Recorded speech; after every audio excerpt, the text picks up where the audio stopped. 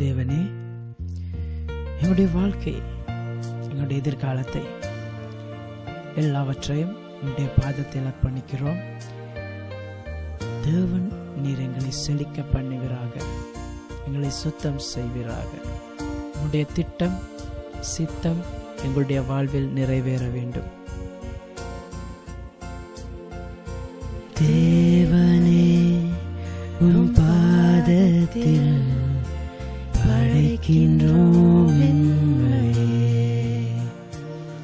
உம் தேறுதல் என் வாழ்வேனில் அடையணும் என்றுமே.